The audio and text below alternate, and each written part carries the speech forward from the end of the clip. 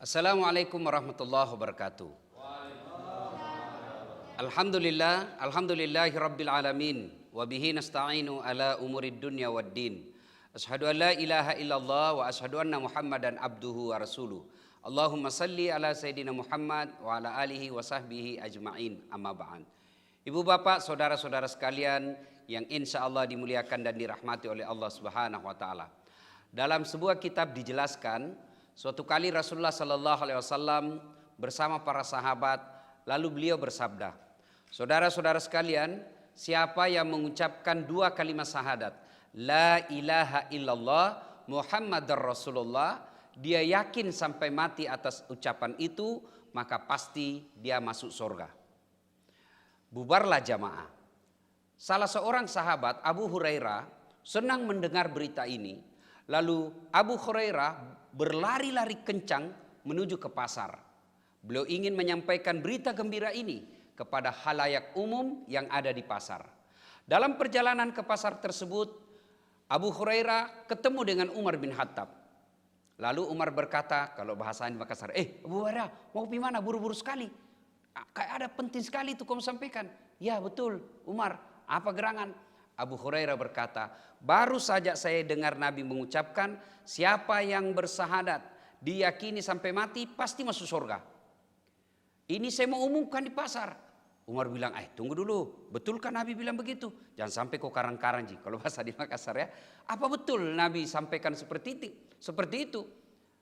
Saya tidak percaya, kata Umar. Lebih baik kita ke Nabi dulu. Lebih baik kita sama-sama ke Nabi. Saya mau betul-betul yakin apa betul Nabi ucapkan ini. Tindakan Umar ini yang ingin meyakinkan dan melakukan cek kepada sumber. Dalam ilmu jurnalistik disebut check and recheck. Mendatangi sumber berita, menanyakan kebenarannya. Umar dan Abu Hurairah menuju kepada Rasulullah. Assalamualaikum warahmatullahi wabarakatuh. Waalaikumsalam warahmatullahi wabarakatuh. Ya Rasulullah, kata Umar, baru saja saya mendengar berita dari Abu Hurairah, siapa yang syahadat diyakini sampai mati pasti masuk surga. Apa betul seperti itu ya Rasul? Nabi menjelaskan, betul tawa, saya bilang begitu. Ya Rasulullah, kenapa Umar? Masalahnya ini Abu Hurairah dia mau umumkan di pasar. Terus kenapa? Bahaya ya Rasul. Kalau ini diumumkan di pasar, saya khawatir dipahami salah oleh saudara-saudara kita. Biar tidak puasa yang penting syahadat masuk surga. Biar tidak sholat yang penting syahadat masuk surga. Biar berzina, judi, mabuk, syirik, dua kalimat syahadat masuk surga. Saya khawatir salah paham saudara-saudara kita yang ada di pasar. Jangan diumumkan di pasar ya Rasul. Mendengar ini Rasulullah kemudian tersenyum dan bersabda, betul tawah, betul sekali Abu Hurairah, jangan kau sampaikan berita seperti ini di pasar karena nanti orang salah paham dan bisa digunakan secara tidak benar. Ibu bapak saudara-saudara sekalian yang saya hormati, kejadian ini sangat sederhana kisahnya, tapi sangat dalam untuk menjadi pelajaran buat kita, apalagi di masa era sosial media sekarang ini. Ibu bapak saudara-saudara sekalian, 2020 insya Allah akan berlalu dan akan masuk 2021. Republika tetap eksis sampai detik ini. Sebab kenapa? Karena bisa memelihara tujuan daripada sebuah media massa. Dalam media massa, tunggu dulu, lawak pite. Hah? Kah?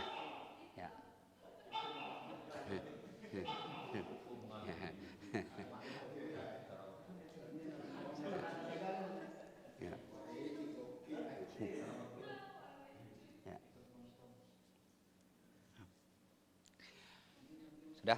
Nah, ibu bapak saudara-saudara sekalian, masa sekarang ini banyak orang berujung pada kecelakaan. Baik kecelakaan di media maupun kecelakaan dan mudarat di negara. Apa maksudnya Ustadz? Dia enak saja menerima berita-berita hoax, berita-berita fitnah di media massa, di media sosial, di WhatsApp-nya, grup-grup WhatsApp-nya, di Facebook, tanpa dia cek and recheck, tanpa dia klarifikasi ke sumbernya, dia sebarkan. Ternyata berita yang disebarkan itu mengandung kebencian, mengandung fitnah, mengandung berita bohong. Akhirnya orang yang terfitnah, dia lapor ke polisi, berujung pada pidana. Ini sebab apa? Karena tidak belajar dari kisah ini. Tidak semua berita harus disebarkan. Memang ada buktinya, memang ada kejadiannya, tapi belum tentu boleh disebarkan. Menurut kisah tadi, ada hal-hal berita, ada fakta-fakta yang harus kita tunda disebarkan. Jangan kau langsung sebarkan nih. Kenapa? Bisa jadi mengancam keselamatan jiwa, bisa jadi mengancam kerusuhan kita, bisa jadi mengancam kedamaian kita, bahkan memunculkan kerusuhan atau teror. Maka berita yang kita tahu itu, berita dan informasi yang kita tahu itu, meskipun benar kejadiannya, meskipun ada faktanya, tapi kita tidak sebarkan untuk apa? Demi kemaslahatan umat. Ibu bapak saudara-saudara sekalian, media massa sesungguhnya berdasarkan teori memiliki 4 fungsi. Jadi kalau kita punya media, ya media massa 4 fungsi yang tidak bisa hilang. 1, ada yang disebut fungsi informasi, menyebarkan informasi sebanyak-banyaknya. Apa itu informasi? Pengetahuan baru tentang sesuatu hal. Saya ulang, banyak orang bicara informasi, tapi dia tidak tahu apa itu informasi. Informasi adalah pengetahuan baru tentang sesuatu. Ya, harus kita sebar, menyebarkan berita-berita, informasi penting kita sebarkan. Yang kedua, fungsi media massa adalah fungsi edukasi. Artinya apa? Berita-berita, informasi yang kita sebarkan harus mengandung unsur pendidikan atau edukasi. Jangan justru menyebarkan kebodohan atau berita-berita yang menghasut. Dan yang ketiga, fungsi media massa itu adalah fungsi hiburan. Artinya apa? Berita dan informasi harus ada unsur hiburannya. Dengan catatan, hiburan jangan mengandung pornografi, apalagi merendahkan martabat perempuan. Dan yang keempat, fungsi media massa itu adalah koreksi atau kritik terhadap penguasa. Ibu bapak saudara-saudara sekalian, salah satu kantor berita, salah satu media massa yang eksis sampai detik ini adalah Harian Republika, Hasanah Islam. Kenapa bisa eksis sampai detik ini? Karena menjalankan fungsi media yang 4 tadi. Saudara-saudara sekalian, apabila Anda menjalankan media, menghilangkan fungsi ini, hanya menyebarkan berita bohong, hoax dan lain sebagainya, maka lambat laun akan ditinggal oleh pembacanya atau penontonnya. Karenanya terus perjuangkan 4 fungsi media ini. Kadangkala ada sebuah media menghalalkan segala cara, menyebarkan berita bohong, kebencian, hiburannya mengandung pornografi. Kenapa? Mengejar rating dan pengiklan. Ingat, rezeki kita bagi umat Islam bukan rating dan pengiklan yang menentukannya semata, tapi datangnya dari Allah Subhanahu wa taala. Coba lihat betapa besar kuasa Allah dalam membagi-bagi rezeki. Antara cicak dengan nyamuk. Cicak makannya nyamuk, tidak masuk di akal. Nyamuk terbang, cicak hanya di dinding keliling-keliling. Tapi ingat lagu kita waktu kecil, cicak-cicak di dinding diam-diam merayap. Datang seekor nyamuk, nyamuk yang datang. Tidak dikatakan lagu cicak lompat ke nyamuk, patah-patah kasihan cicak. Ya, ini maha besar, maha kuasanya Allah dalam membagi-bagi rezeki. Saudara yang saya hormati, terutama pengelola media Republika, percaya bahwa rezeki itu bukan iklan dan rating semata yang membuka pintu rezeki kita, tapi ada kuasa Allah Subhanahu wa taala. Dan pada akhirnya 2020 telah kita lewati. Insya Allah besok kita masuk 2021. Ingat, ketika pergantian waktu, Allah mengabadikan satu surah dalam Al-Quran yang anak kecil pun mengamalnya. Anak kecil pun menghafalnya. Wal asr, demi masa. Sesungguhnya Allah menceritakan dalam ayat ini seluruh manusia merugi. Kecuali satu, beriman kepada Allah. Nah, ini mahasiswa saya kalau bicara beriman, saya beriman kepada Allah. Gampang mengaku beriman bos, tapi yang sulit diakui oleh Allah sebagai orang beriman. Nah, saudara-saudara kenal Jokowi, ya kenal kan? Bapak Jokowi, Joko Widodo, Presiden Republik Indonesia. Itu masih saudara sama saya. Bapaknya Jokowi dengan bapak saya itu saudara. Nah, bingung tuh? Itu mengaku. Tapi begitu dicek ke Pak Jokowi katanya saudaraku Dasat. Siapa Dasat? Tidak pernah saya dengar. Begitu juga iman. Mengaku beriman kepada Allah gampang. Tapi yang sulit adalah diakui oleh Allah sebagai orang beriman. Di akhirat nanti, ya Allah saya beriman kepadamu. Allah katakan mana tandanya? Kalau kau beriman, kenapa kau tidak pernah datang berjamaah? Kalau kau beriman, kenapa kau sebarkan berita bohong? Kalau kau beriman, kenapa kau tetanggamu kau biarkan lapar dan miskin? Nah itu. Nah, orang yang tidak berugi, pergantian tahun ini, mereka yang beriman kepada Allah. Yang kedua, siapa? Mereka yang beramal soleh. Siapa amal soleh? Amal soleh itu tidak sekedar sholat. Amal soleh itu bukan sekedar Senin Kamis. Amal soleh itu bukan sekedar tahajud.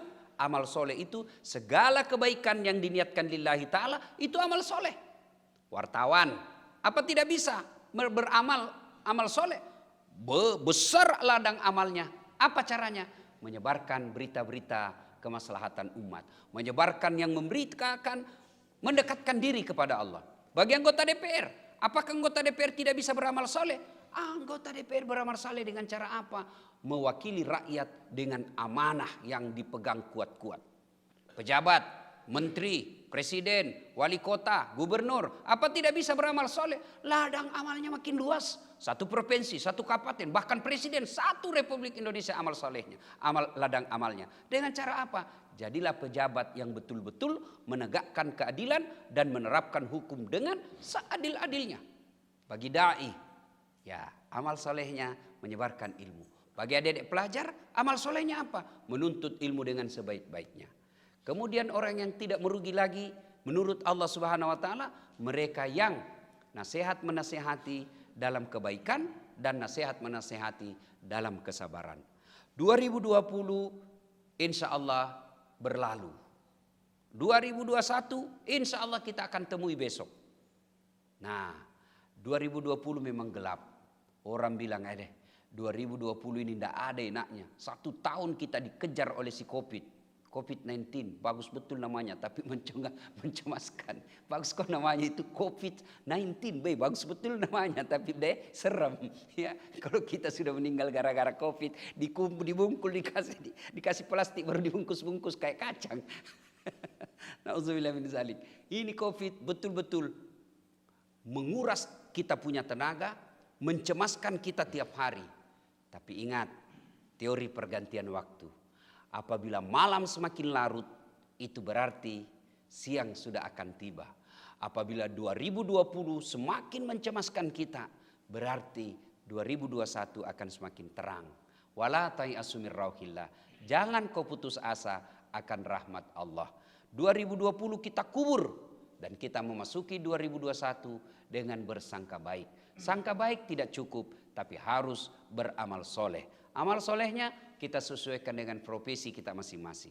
Ibu bapak saudara-saudara sekalian, ingin berlama-lama dalam tausiah ini, tapi waktu yang sangat terbatas.